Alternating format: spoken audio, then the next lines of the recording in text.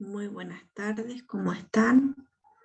El día de hoy quiero presentarles esta grabación para que ustedes puedan contar con una base antes de poder reunirnos este jueves 13 de septiembre. El día jueves será una jornada bien larga, bien completa, bien intensa, por lo que decidí darle las bases de conocimientos previo a través de esta grabación de manera sincrónica para que ustedes tengan la oportunidad de preparar la clase, de preparar los conocimientos antes de que lleguemos el jueves a presencial. Les voy a compartir pantalla entonces. Les cuento que el día de hoy quiero anticiparme y poder acompañarlo en el proceso de la ginecología propiamente tal, de los desafíos que tenemos como futuros matrones, matronas del área de ginecología. Comprendemos que la ginecología ha ido cambiando, ¿cierto? La población ha ido cambiando y van a ir junto con esto apareciendo nuevos desafíos que tenemos que ir abordándolo de la manera bien competente, bien integral y de manera lo más holístico posible. El día de hoy les voy a grabar esta clase, como les decía, porque el jueves 13 vamos a tener una jornada bien amplia desde las 9 de la mañana hasta aproximadamente las 3 de la tarde. Entonces, para no atocharlos con tanta información, generamos este PPT para que ustedes tengan las bases y no se extendiera tanto. Vamos a ver los desafíos de la ginecología desde el punto de vista de una mirada integral en pacientes con infertilidad, y más en la tarde vamos a ver el manejo integral de pacientes víctimas de abuso sexual. Esto es el itinerario que vamos a tener el jueves 13 de septiembre, ¿ya? Acá a mi izquierda, mirando la pantalla, ahí me va a estar nuestra profesora Rosemary Seidán, que nos va a dar la mirada desde la matronería en la atención de pacientes con infertilidad. Después el doctor Donoso nos va a dar la mirada médica en la etiología de las principales causas de las cuales ocurre la infertilidad, y también nos va a dar el manejo integral de pacientes con infertilidad, manejo y tratamiento. Y en la tarde, el día de hoy, ahora mismo incluso, yo les voy a hablar de algunas generalidades más conceptuales del abuso sexual para que después de manera presencial con el profesor Ramón veamos cosas más prácticas del levantamiento, por ejemplo, de evidencia, la cadena de custodia, el cómo presentar de manera oportuna y correcta una denuncia, y cómo también ir tomando las muestras necesarias conforme el caso. En la mañana van a trabajar con la profesora Rose, en la mañana con una clase expositiva. Se va a hacer una actividad de iniciación diagnóstica a través de una tabla donde vamos a poder, se las voy a mostrar, reconocer qué cosas yo ya manejaba del tema, qué cosas me gustaría aprender, y finalmente al final qué cosas serían, han sido las que yo he ido aprendiendo, ¿ya? Y vamos a cerrar con análisis de caso aplicado para aplicar el rol de la matrona matrón en esta área. Ya sabemos que la infertilidad ha ido en aumento porque las mujeres, las familias en general, están posponiendo la maternidad, por ende estamos teniendo mayor complejidad para poder quedar embarazadas, ¿ya? Las pacientes están acudiendo a guardar óvulos, a guardar en el fondo, congelar los óvulos para que en el fondo puedan tener la oportunidad de tener un hijo. Luego el doctor Donoso a las 11:30 también nos va a dar una clase expositiva, nos va a tener la oportunidad de tener consultas abiertas, y vamos a terminar con la clase del doctor Donoso con el cierre finalmente de qué es lo que aprendimos tanto de la clase de la profesora Rose como del doctor Donoso. Claro hasta ahí, ¿cierto? Después, PM, vamos a tener al profesor Ramón, también con una clase expositiva, también con unas consultas abiertas, y también vamos a iniciar la tabla SQA, ¿ya? En este caso, en este contexto, es importante que ustedes, ahora que están viendo esta clase, yo voy a hablar la primera parte de todo lo que es la parte conceptual, ustedes también se den una pausa y pongan en su esquema mental cuáles han sido los conocimientos previos que ustedes tenían de abuso sexual, cuáles son los conocimientos que les gustaría incorporar, y ya con el profesor Ramón en vivo van a terminar esta parte que es cuáles son las cosas que aprendimos finalmente. Esa es la tabla SQA, ¿ya? Que vamos a trabajarla, que en el fondo ustedes lo pueden completar ahora en su cuaderno, hacer una pausa, detener el video y preguntar, ¿qué es lo que yo sé del abuso sexual?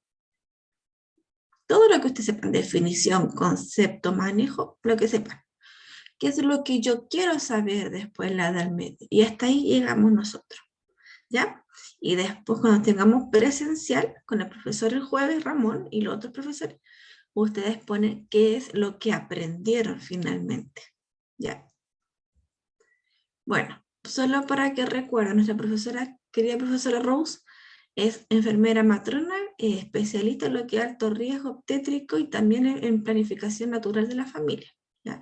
Experta en método de Billing, y se desempeñó por 35 años en docencia en la Universidad Católica, en la atención clínica y la gestión administrativa como coordinadora, y en investigación en la unidad de reproducción humana. Ella también trabajaba en todo lo que es el apoyo y seguimiento en pacientes de fertilidad.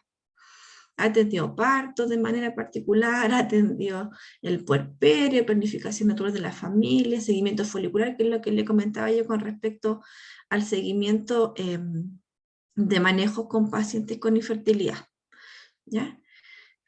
Hoy en día es parte de nuestra escuela, así que tenemos el orgullo de tenerla, van a estar con ella en clase, ella le va a dar la mirada desde la matronería y también nos va a enriquecer con su experiencia.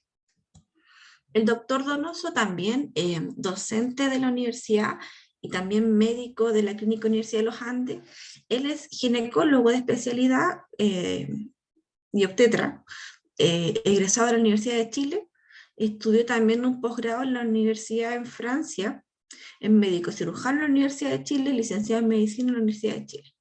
Él se dedica también a las cirugías de pacientes con alguna patología que provoquen infertilidad, adenomiosis, endometriosis, seguimiento folicular, todas estas cosas las ve él, entonces también tiene la expertise de poder abordarlo de la manera médica. Si bien nosotros no hacemos el diagnóstico así propiamente tal de la causa del diagnóstico, porque es más bien médico, pero nosotros tenemos que estar en el seguimiento y el acompañamiento. Son temas sumamente importantes que tenemos que manejar. Y también nuestro querido profesor Ramón nos va a hablar de toda la parte más práctica del levantamiento de la muestra, ¿ya? Del cómo yo lleno, porque hay un formulario para llenar, completar cuando hay una revelación o alguna persona o refiere que fue víctima de abuso. El profesor Ramón también es matrón, egresado de la Universidad de Chile, es magíster en educación, tiene postítulo de ecografía, es docente actualmente en la Universidad de los Andes, es experto en atención primaria y también atiende realizando ecografía en la Hermandad de Dolores y en otros lugares. ¿Ya? Ya lo conocen también a él, pero es bueno que conozcan a todos nuestros docentes para que vean que la calidad de lo que le estamos enseñando es desde la base teórica y de la base práctica, porque estas tres personas que, incluyéndome yo cuatro, somos personas que nos hemos desenvolvido en el área y que también hemos sido formados. Espero que hasta aquí estemos todo claro, ¿ya? Vamos a comenzar esta clase ya, eso fue como la parte de estructura de lo que va a ser este jueves 13 y esta parte ya de clase propiamente tal que yo les voy a hacer, va a guardar relación con todo lo que es la parte de el manejo de pacientes víctimas de abuso sexual, ¿ya? Es una realidad muchas veces oculta, dado que el abusador o el agresor es siempre una persona muy cercana al núcleo familiar. A veces las mamás, las madres también esconden la situación, un tema bien complejo y bien delicado de abordar, Por eso vamos a ver una parte así asincrónica, pero también lo vamos a ver de manera presencial, ¿ya? Los resultados de aprendizaje para esta clase es conocer los conceptos generales de abuso sexual, que es lo que vamos a ver ahora, conocer la normativa del manejo de pacientes víctimas de violencia sexual y la valorización de manera integral a pacientes víctimas de abuso sexual, que en vivo, en clase, este jueves lo vamos a realizar de manera directa, ¿ya? Vamos a hacer una pausa, vamos a pensar cuáles son, desde 2 minutitos, 5 minutitos nomás, qué son las cosas que ustedes saben del abuso sexual, qué es lo que quieren aprender, y hasta ahí llegamos, porque al finalizar este módulo, ustedes se van a ir a la parte de qué quiero aprender, ¿ya?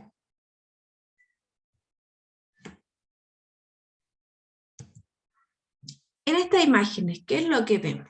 ¿Qué es lo que estamos analizando? Son imágenes bien duras, algunas menos directas o menos evidentes que otras, ¿ya? Acá hay una niña evidentemente maltratada, violentada, ¿se fija? Acá muchas veces las guaguas o las guaguas, me refiero a las chiquititas, a los niños y niñas juegan a hacer lo que el abusador o el maltratador o la persona que la violenta le hace a ella. Así que ojo también a los que son papás, los que tienen hermanitos, cómo replican también los pequeños las acciones del abusador. Típica en el trabajo, entre la asimetría de repente jerárquica, de poder, de conocimiento, de puestos de trabajo. Muchas veces el jefe máximo quiere dar un aumento de sueldo a través de una manipulación, a través de un acoso sexual. Eso también es acoso. Y ya de manera directa acá tenemos una imagen de acoso propiamente tal. ¿Se fija? Ahora pregunta, ¿abuso y acoso es lo mismo? Me salté muy rápido la respuesta, pero ¿qué creen ustedes? ¿Será lo mismo? No es lo mismo, ¿ya? El abuso es la actividad propiamente tal, el acto, ¿ya? Que puede ser es un tipo de actividad o contacto sexual, ¿ya? Que no está con el consentimiento de una persona, ¿ya? Según la Oficina para la Mujer en Estados Unidos. Y el acoso es la intimidación, ¿ya? Cualquier situación que nos intimida, que nos expone, propuesta inapropiada a cambio de favores sexuales, eso no va. Hoy en día hasta se castiga hasta el piropo. Antes era súper común que las mujeres tuviéramos que aguantar piropo en la vía pública, y claro, nos tacharon muchas veces de exagerada, de que cómo se les ocurre a las mujeres reclamar por eso, pero también es parte de acoso. O sea, ¿por qué ocultar o invisibilizar algo que sí es acoso? O en las locomociones colectivas, cuando muchas veces los espacios son tan cerrados, también muchas veces súper complejo, porque nos falta el abusador o el acosador que anda dando vueltas, rondeando, para aprovechar la oportunidad en el fondo y violentar a alguna persona. Ojo que esto aplica para todos. O sea, lamentablemente las estadísticas siempre arrojan que el acoso y el abuso va más que nada inclinada hacia la mujer, ¿ya? También hay un tema ahí de violencia de género de base. Vamos a hablar hartos conceptos, ¿ya? Estas diapos tienen harto contenido, pero es porque quiero que también la guarden de resguardo, para que ustedes también, al momento en que por a veces motivos se enfrenten a algún relato de violencia o de acusación, sepan ustedes cómo describirlo, ¿ya? Y todos estos conceptos que vamos a ver vienen de la OMS, de nuestra Organización Mundial de la Salud. Define violencia entonces el uso intencional de la fuerza o el poder físico de hecho como amenaza contra uno mismo o otra persona o un grupo o comunidad, que cause, tenga muchas posibilidades de lesiones, muerte, daño psicológico incluso, y trastornos de desarrollo o privaciones. ¿Se fija? El daño y la violencia no es solamente el golpe, y es lo que por años la mujer ha ocultado, ha invisibilizado. El maltrato verbal, el daño psicológico, ojo que eso también es violencia. La violencia de género, como su nombre lo dice, en el fondo es el maltrato, cualquiera sea como la arista del maltrato, pero que guarde relación al género, ¿cierto? Al abuso de poder, a la coacción o la privación arbitraria de libertad. Ojo que incluso hoy en día se abre una nueva ley, que es la ley del pololeo, ¿ya? Donde se sanciona también la violencia en el pololeo, porque muchas veces, y nunca nos habíamos dado cuenta, la, la violencia en el pololeo son cosas como que te prohíbe juntarse con tus amigos, que te vea el celular todo el día, que te pida que te cambies de ropa porque esa ropa no es prudente. ¿Se fijan?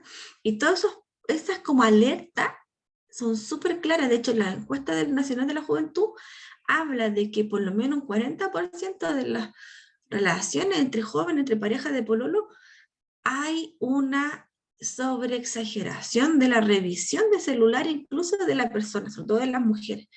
El sexo, en este caso el género masculino, son muy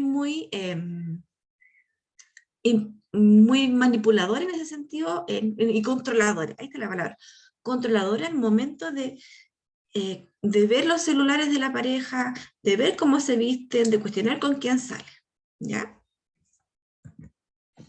Por otro lado, la violencia sexual propiamente tal, ya aquí vamos entrando a tierra derecha, que va a ser todo acto sexual o la tentativa de consumar un acto sexual, comentarios e insinuaciones no deseados, ya aquí viene la voluntad de las personas, o la acción incluso para comercializar o utilizar de cualquier otro modo la sexualidad de una persona mediante coacción por otra persona, ya que está, ojo, pornografía infantil, el uso de manera inadecuada de las redes sociales, cuando por ejemplo hay estas redes de pedofilia, cuando hay fotos de nuestros niños en las redes sociales y estas redes de pedofilia las sacan para eh, hacer pornografía, por ejemplo, eso también es violencia sexual, ¿ya?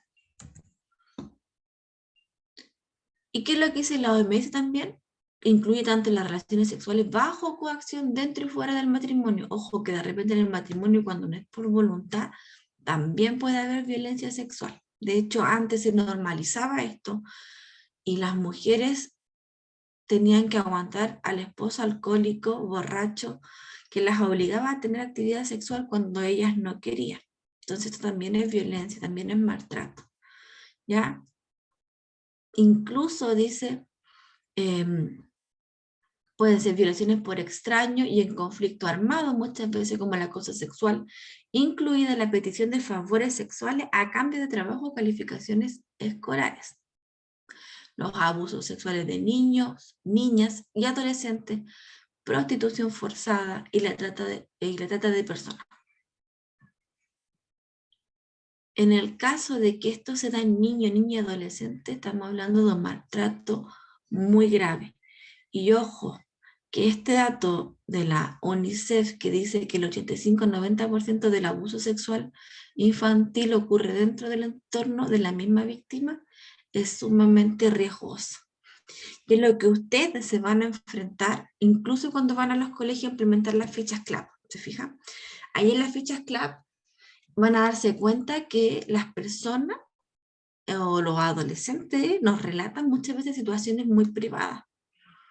Yo en mi experiencia me ha tocado recibir relatos de adolescentes que me han dicho, porque hay una pregunta dentro de la ficha CLAP que dice, ¿ha iniciado actividad sexual? Y te dice no. Después te dice, ah, sí, pero no con mi consentimiento. Y uno queda así como media alerta, con los ojos abiertos. A ver, le dice, explícame bien eso. Sí, lo que pasa es que mi tío o mi primo me toca o me ha violado. Y te relata la historia. Y en casos peores he tenido que oír que esa niña ha sido víctima de explotación sexual y la han prostituido de manera forzada. Y vamos a ver cómo es la cadena que se activa de estos relatos. Y se van a dar cuenta que la complejidad de la situación es impresionante, porque un buen manejo y oportuno puede cambiar la vida de esa persona, de ese niño, de ese adolescente, de esa mujer, incluso de un adulto mayor. Ojo que el adulto mayor, ya cuando empiezan a estar medio desorientados, medio no consciente, lúcido, orientado en tiempo y espacio, también son víctimas de abuso, incluso por los mismos cuidadores que están en las residencias, en los elianos, en otras áreas. Ahora, todo esto que ustedes ven acá son delitos, y todos los delitos se deben, sí o sí, declarar, ¿ya?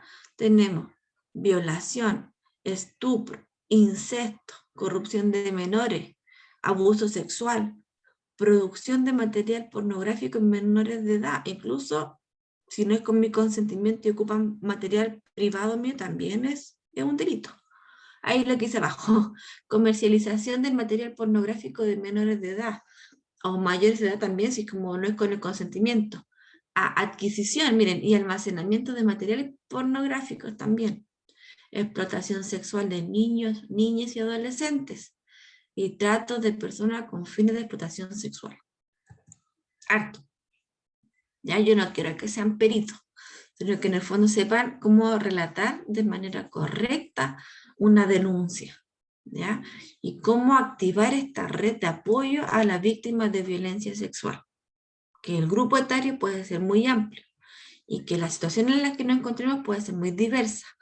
Puede ser desde un colegio haciendo una ficha club, puede ser en nuestra consulta de matrón a matrón, puede ser en una atención de urgencia que te van a contratar lesiones, muchas veces niñas o niños que vienen de los cenames, que van con los tíos y los cuidadores a contratar lesiones, ¿ya? Entonces, todos esos escenarios los podemos encontrar. Acá hay algunos signos de alerta, ya que van más relacionados con la niñez, ¿ya? Hay trastornos de conducta bien inespecíficos y también hay signos y síntomas inespecíficos, ¿ya? Hay miedo excesivo, fobias, temor a dormir solo, temores nocturnos. Esa fuga también va asociada, por ejemplo, en niños que están en cename y se arrancan de manera constante, comportamiento agresivo, intento de autoeliminación, ¿ya? Suicidio, cambio brusco de conducta, trastorno alimentario, que son niños que les da como náuseas, ganas de vomitar, aislamiento, sentimientos de culpa, síntomas depresivos, ansiosos. Esos comportamientos regresivos son cosas, por ejemplo, si el niño ya controlaba el esfínter y vuelve ya a hacerse deposiciones, por ejemplo. O si el niño no se orinaba en las noches y se empezó a orinar de nuevo, también son signos y alertas, ¿se fijan? Un miedo inexplicable a poder quedar embarazada, una inhibición o pudor excesivo. Dentro también de los signos más específicos, un poquito más como clínicos, van a encontrar dolor abdominal, pero por el puro estrés. La enuresia, en el fondo ya, la disuria, encopresia que tiene relación con el tema de las deposiciones, que se hacen deposiciones, algún flujo vaginal distinto, porque puede estar asociado a una infección de transmisión sexual. La supuración por la uretra también, cuando hay, en el peor de los casos, laceraciones muy severas, y cuando el abuso es de una persona mayor a un niño, el daño morfológicamente es súper duro, súper complejo, y puede ser muy agresivo dependiendo de la gravedad o de hasta qué punto finalmente fue el acto sexual. Dolor rectal por lo mismo. O hay gente, el abusador muchas veces quiere esconder hallazgo. Entonces de repente trabajan con otro tipo de violencia sexual, trabajan con las manos, hacen manipulación, tocaciones anales a los niños, ¿se fijan? Es un tema sumamente delicado, no sé si se fijan que cuando yo la escucho, por un lado me remueve más cuando son niños, y por otro lado me lleva a toda la experiencia en cual yo he atendido niños o adolescentes víctimas de violencia sexual. Y dentro de todo lo duro que antes tenemos que estar preparados porque ese niño, esa niña, ese joven, esa persona, ese adulto mayor, requiere de un profesional que le dé la confianza, que le asegure que no la va a revictimizar, que la va a acompañar. Y eso tenemos que ser nosotros. Y todo esto son signos de alerta que vamos a ir notando, que vamos a ir viendo, que van a ir apareciendo. Ahora, ¿qué es importante? Usted se está formando para ser un futuro matrón. Y hay una responsabilidad legal de denuncia. Si usted, matrona, médico o quien tenga un relato de abuso, tiene que hacer una denuncia. ¿Y a quién hacemos las denuncias? Al sistema de salud. O sea, finalmente ellos, o el servicio médico legal, son ante la sospecha de un delito los que tienen que, en el fondo, continuar con la denuncia y los exámenes correspondientes. Uno realiza la primera respuesta, ya que es levantar la alerta, que llamar a carabineros, que es contactarse con el servicio médico legal. Depende de donde no estemos, en el escenario en que estemos, tenemos que nosotros hacer la denuncia. Derivar al asistente social, si estamos en APS, derivar al psicólogo, trabajo en equipo, tomar las muestras, también lo hacemos nosotros, el levantamiento de muestras, lo hacemos nosotros, ¿ya? Y de ahí, prepárense porque también los llaman a declarar. Ya si la paciente o el paciente les relata a ustedes declaran.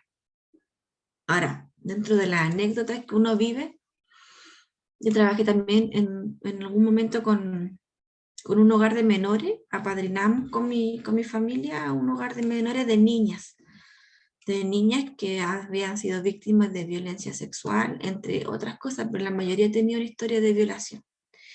Teníamos casos de niñas con VIH, teníamos casos de y niñas con que habían sido, por ejemplo, hijas del tío, o por ejemplo el relato en que la mamá de la niña, el tío la había dejado embarazada, después esa niña, ese producto de ese embarazo, es la niña que está ahora con nosotros, esa niña crecía y el tío volvía a violar, pero a su propia hija. Entonces una cosa bien turbia, se fija, bien compleja, que aparte de lo médico legal, de lo médico físico, se ven afectada la integralidad de la persona, su aspecto psicológico, emocionales, sociales, aparte de lo físico, se ve toda la persona dañada. Entonces es una situación que sí la podemos ver muchas veces también en la urgencia, en el hospital también me tocó atender a las mismas niñas del hogar a contratar lesiones porque se arrancaban del hogar, se iban de repente a pololear de repente, y entonces se emborrachaban, y como se emborrachaban, se iban, porque yo estaba en el sur, estaban en la playa, y como estaban tan desorientadas, borrachas, no tenían conciencia de su cuerpo, y las pillaban las tías, porque las tías hacían una labor así de oro, tenían que ir, buscarlas, y las pillaban muchas veces, las descubrían, las sorprendían en un ambiente súper poco seguro, en un ambiente rodeado de personas, de jóvenes mayores de edad, otros de la misma edad, que habían tenido actividad sexual. Entonces ellos la llevaban en la urgencia, tenían que contratar, teníamos que ver si es que efectivamente fue solamente un tema, no fue coito, si fue coito, si había muestra para tomar, si no había muestra, y se activaba toda una cadena. Entonces, si se hacía la denuncia, no se hacía la denuncia, si es que fue solamente que se escapó y nada más. Entonces, el hilo es sumamente delicado y difícil de discriminar. Y también pasa que muchas veces llega el abusador a contratar lesiones. Y es porque lo que quieren es que le den la pastilla del día después a esa niña. ¿Se fijan? Y es más, muchas veces el abusador, el violentador, quema hasta los genitales de la persona, de la víctima, para esconder las muestras. Entonces llegan a la urgencia con los genitales quemados, esos niños, niñas, para que en el fondo se esconda toda la evidencia y toda la muestra. Entonces, a ese nivel nos encontramos. Y esto lo podemos encontrar, como dice acá, esta primera respuesta, que somos generalmente nosotras, en atención primaria, desde un relato, como yo les decía, o en urgencia. Y en esta primera respuesta, nosotros tenemos que entregar a la víctima las condiciones lo más seguras y de protección, ¿ya? Con el fin de dar inicio a la recuperación de los efectos adversos de la agresión. Aquí se activan todo lo que es la persecución penal de los hechos y la sanción de los responsables y las acciones que van más allá de la detección, ¿se fija? Se activa la cadena de custodia y la toma de muestra con mucha precaución porque, por ejemplo, si ya fueron violentadas, el semen dura, por ejemplo, el espermatozoide 72 horas, así como en la parte del pubis vivo. Entonces, si el abuso fue de manera así inmediata y van a contratar lesiones, hay que tomar las muestras con un hisopo de manera inmediata y con la precaución de no volver a violentar a esa persona. Entonces, pidiéndole consentimiento, conversando con ella, diciéndole esto tenemos que hacerlo, tenemos que tener la evidencia, se fija, hay una entrevista, hay un levantamiento verbal de todas las muestras que hacemos, va rotulado con un número especial, número único. Esto queda en una cadena de custodia ante fiscal, después ellos vienen a retirarlo, si que no pueden venir de manera inmediata. Esto queda, tiene que estar estipulado y resguardado en la unidad en que trabajemos. Tiene que haber un profesional a cargo que guarde con llave incluso estas muestras, toda esta cadena de custodia. Y el relato que va acá. Tiene que, todo lo que va en una anamnesis, ¿ya? Todo. ¿Quién está registrando? Tiene que estar, porque nos pueden citar, después no nos citan a declarar, ¿ya? Todo lo que son los antecedentes personales de la víctima, y ojo, que también se relata una anamnesis bien abreviada, dejando ahí bien declarado el día y la hora, y se consignan las siguientes como circunstancias. Uno, cuando la víctima hace el relato, especialmente si se trata de niñas, niños y adolescentes, es importante que nunca preguntemos ¿por qué no lo dijiste antes, la primera vez que ocurrió? Porque sabemos que no lo hacen porque les da vergüenza, porque se sienten culpables, porque están amenazados, entre muchas otras cosas. Esas preguntas no debemos hacer. Si no ha entendido el relato, hay alguna parte que usted no comprende de lo que le está hablando la paciente, usted puede decir, ¿me podría explicar un poco más? O repetir textualmente lo que dijo la víctima y, y decir, ¿entendí bien o falta algo más de lo que me dijiste? ¿Ya? Ojo, que en todo este proceso no hay que emitir juicio de valor, tampoco cuestionar a la víctima. También es importante estipular la relación con el agresor, ¿ya? A veces es súper complejo porque cuando son guaguitas o chiquititos como de 3, 4 años, poquito es lo que relatan. Entonces ahí lo que se trata es de que dibujen. Uno les pasa un lápiz, una hoja y les dibuja, ¿a qué juegas con el tío? Cuéntame, ¿cómo te posiciona el tío? Ah, ¿y qué está haciendo el tío? Entonces trabajar más con dibujo, ¿ya? Ahí sería bueno que nos respaldamos del psicólogo y que lo hagamos en conjunto. Todos los antecedentes que aplican médico-quirúrgico, ginecológico, los genitourinarios, según relación a los signos de alerta que vimos anterior, ¿se acuerdan que estaban acá atrás? Todo esto que nos pueda hacer sentido, el anamnesis lo hacemos, lo preguntamos, ¿ya? Obviamente la fecha de última regla, porque si una mujer en edad fértil tenemos que ver las posibilidades de que tenga un embarazo no deseado, ya de acompañar ese proceso igual, ¿ya?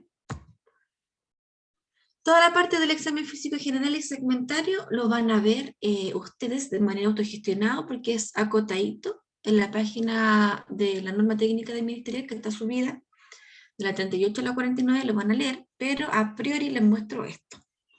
Si una mujer mayor de edad, o sea, jamás así de desnuda porque sería exponerla, ¿cierto? Con una batita mínimo, ¿ya?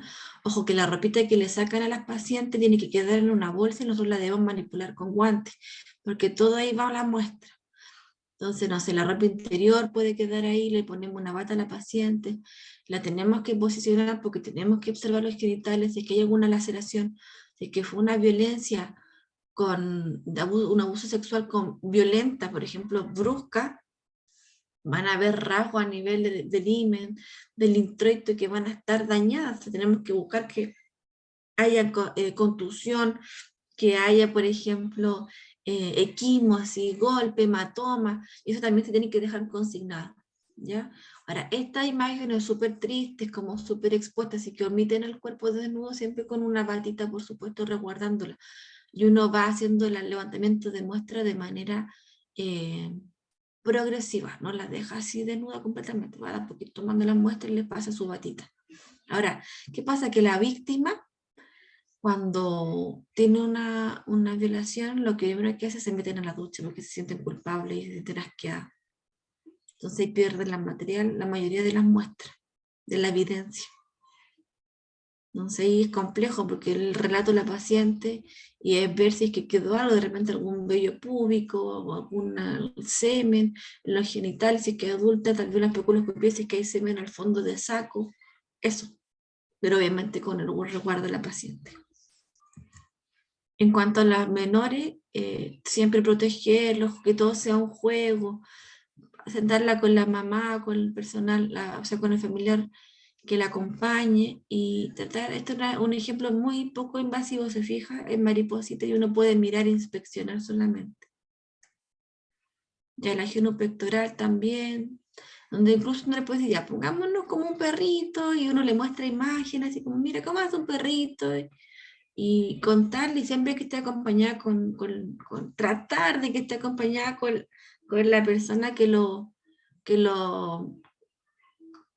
como que lo va a resguardar. Ahora con toda la cautela de que muchas veces puede que sea parte del equipo de los abusadores.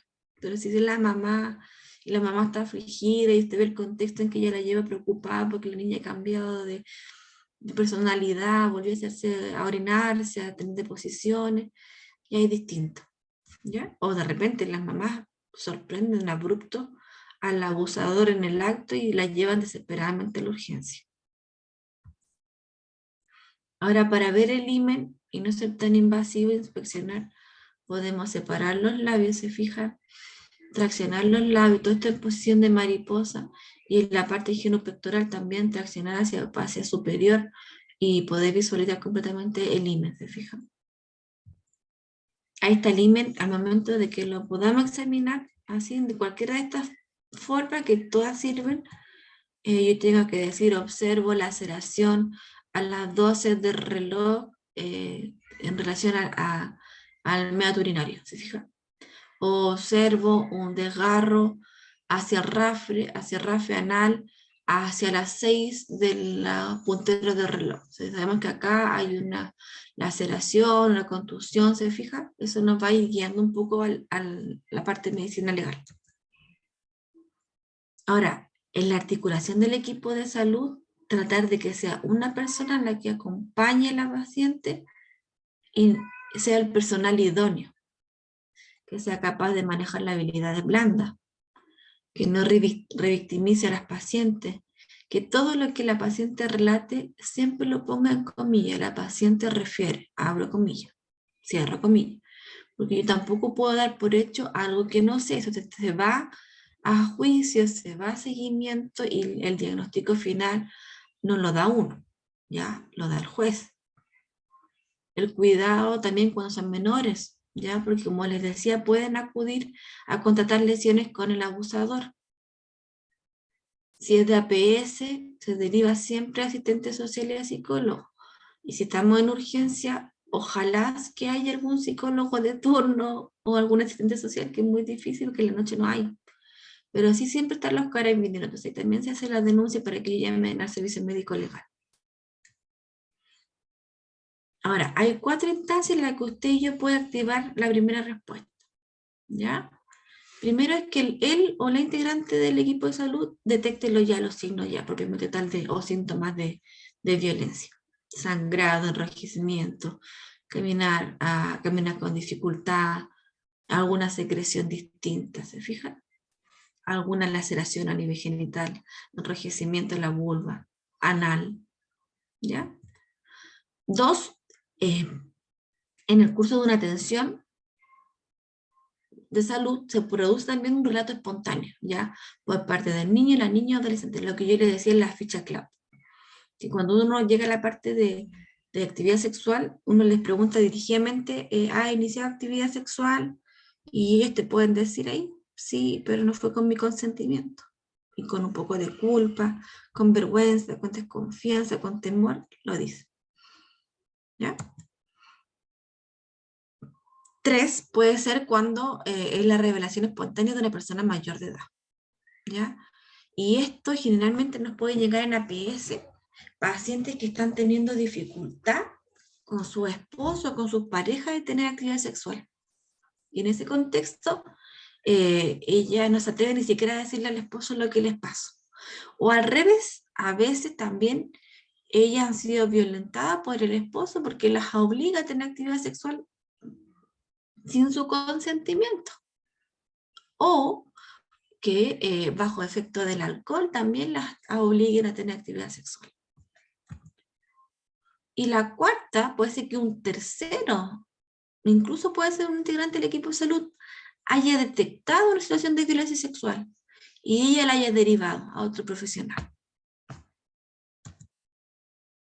Bien hasta ahí, ¿cierto? Son altos conceptos que no los quiero tampoco llenar con tanta información, pero va a quedar esta día, pues esta clase está quedando así grabada para que ustedes la tengan como más fresca y no lleguen como tan agobiada ese día a la clase. Aquí vienen consejos para no olvidar que nos dará el MinSal. Primero, por tratarse de un delito, en caso de que no exista una denuncia previa, se debe comunicar de forma clara y sencilla con obligatoriedad por parte del equipo de salud, que realice la denuncia cuando se trata de menores de 18 años.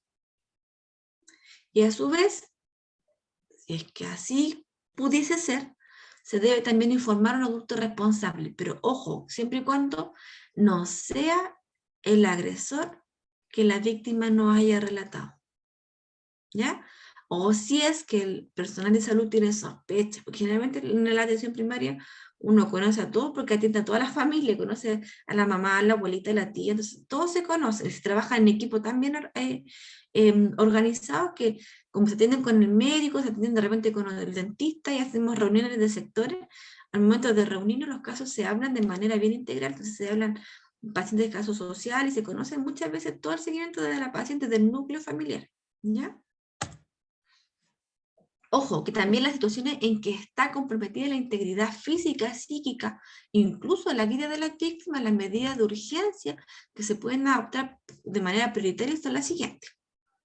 1, efectuar hospitalización inmediata.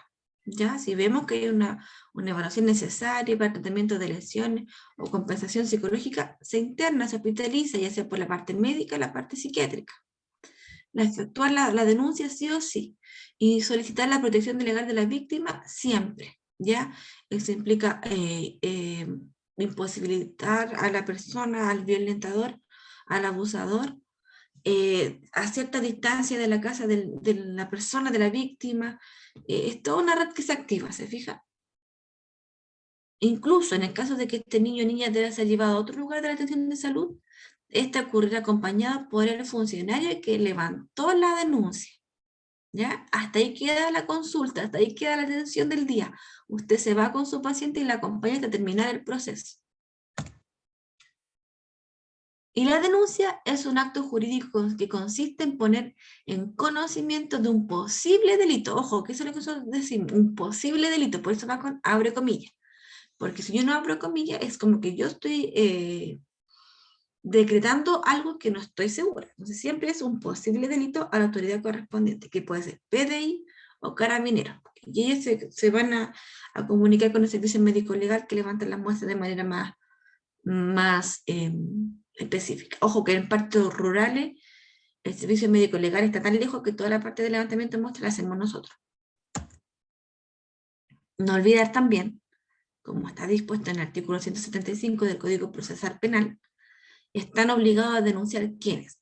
Los jefes de establecimientos hospitalarios o clínicas particulares o de salud. En general, los profesionales en medicina, todo el área de la salud, odontólogo, incluso químico, bioquímica, farmacia y de otras ramas relacionadas con la conservación o el restablecimiento de la salud. Y 3, los que ejercieran prestaciones auxiliares de ella. Toda el área de la salud estamos obligados a denunciar. ¿Qué vamos a denunciar? Un posible delito, ¿ya? Esta parte va a ser presencial, ya con el profesor Ramón. Vamos a ver qué exámenes se pueden tomar, cuál es la acta de declaración, las evidencias, cómo se almacenan y la cadena de custodia. Importante, hay recursos también para niños, por ejemplo, ahí les dejo un link, o sea, sí, un link de una página, de una campaña que se hizo hace un par de años atrás, del No Más Abuso, que se hizo en conjunto de un lugar, me parece que era cristiano, con la UNICEF, donde a través de cuentos se persuaden a los niños de poder denunciar los abusos sexuales y de no normalizar tocaciones, violencia de los familiares, del tío que estaba ahí, se fija, y a través de cuentos, de una manera más simple para levantar la alerta y tampoco no violentar a los niños. Esto es lectura complementaria, ¿ya? Yo en la clase me basé en los, acá. Norma general técnica para atención de víctimas de violencia. Aquí sale todo, salen conceptos, sale levantamiento, sale todo. ¿Ya? Acá es la guía clínica de atención de niños, niñas y adolescentes menores de 15 años. Ya un poquito más acotado a menores de edad. Esto es la norma técnica de la atención de urgencia. Y si yo tengo una paciente en urgencia que me relata abuso sexual, esto es lo que tengo que hacer. Y ya aspectos teóricos del abuso sexual infantil. Ya aquí hablar sobre epidemiología de datos duros. Si es un tema que ustedes se quieren formar, pueden ser peritos forenses o pueden especializarse en esta área, y también es un área que está súper poco explorada desde la matronería. Así que los invito a que si les llama la atención y creen que puede ser una labor de acompañamiento idóneo, pueden seguir capacitándose. Ya. Y para finalizar, pero no haber sido muy agotadora, que es harta información, van a terminar su tablita de SQA, donde van a poner acá qué es lo que aprendieron, ¿ya? Y el día jueves 13 nos vemos con lo en vivo y en directo y conversamos un poco la tablita que fue, cómo avanzaron, qué aprendieron, qué no aprendieron. ¿Dudas al respecto? Me pueden escribir vía correo electrónico, vía foro.